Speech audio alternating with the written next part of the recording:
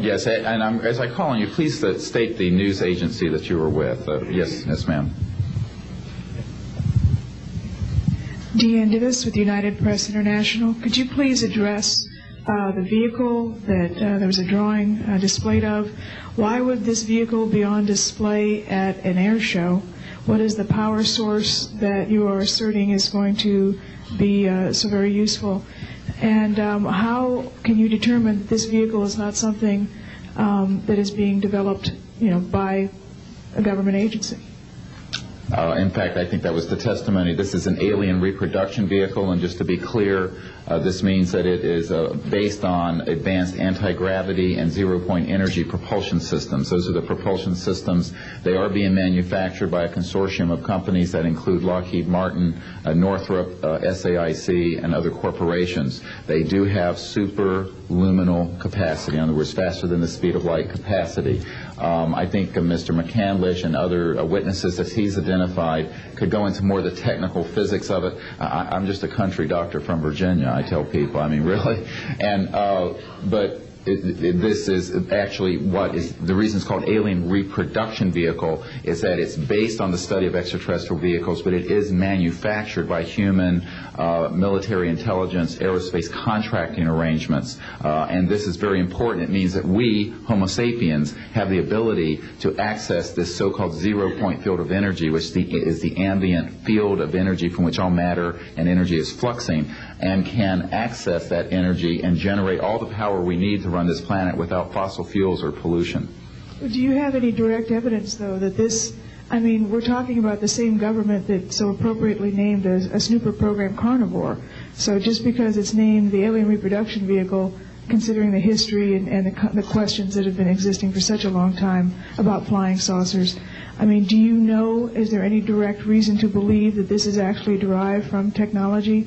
Any of the witnesses who can attest to that? And how would this, a propulsion system, a rocket engine doesn't necessarily translate into electricity. Can you elaborate on that?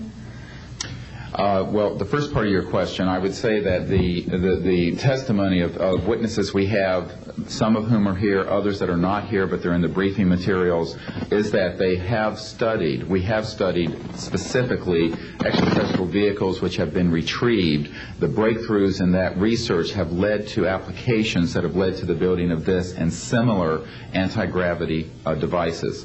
And that, in fact, this can be proven in open testimony before Congress, and that is exactly what we are calling for. We have the witnesses to establish this, and they also have the documents and the specific details of the propulsion systems. But this is not a jet internal combustion system at all. It is actually kicked in by a type of electric power source, and it then accesses this ambient zero-point energy field that is responsible for all matter and energy existing, and by special configurations and what have you, it causes a cancellation of mass inertia and an anti-gravity effect.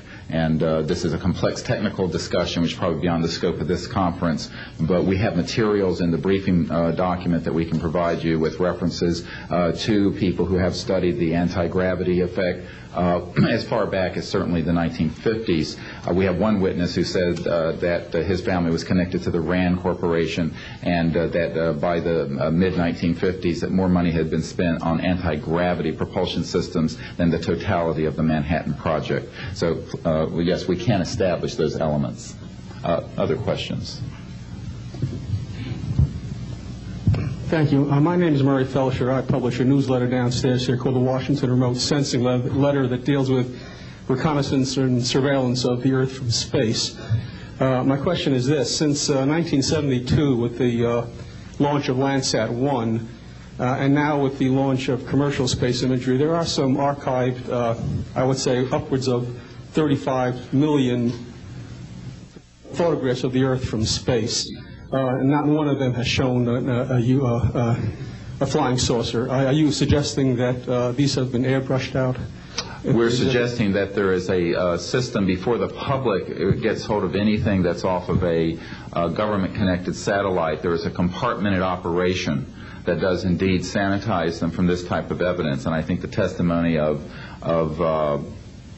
The gentleman who was with the Defense Intelligence Agency, Mr. Maynard, Ms. Hare, and others would substantiate that. We have other witnesses who have been involved in projects where such items have been sanitized out. It could also be that if you did a thorough search, you might find a few that slipped through. We obviously haven't had the research dollars to go through all the millions of images that are cataloged to look for them, but we do know there's been a very thorough sanitizing of this. And people should not be naive about the extent to which covert programs using billions of our tax dollars have been able to effectively hide this. This is one of the sort of myths of both the media and the public. It's sort of a Pollyanna myth that we live in a society where such things could not be done. In fact, they are done, and we can prove that they have been done.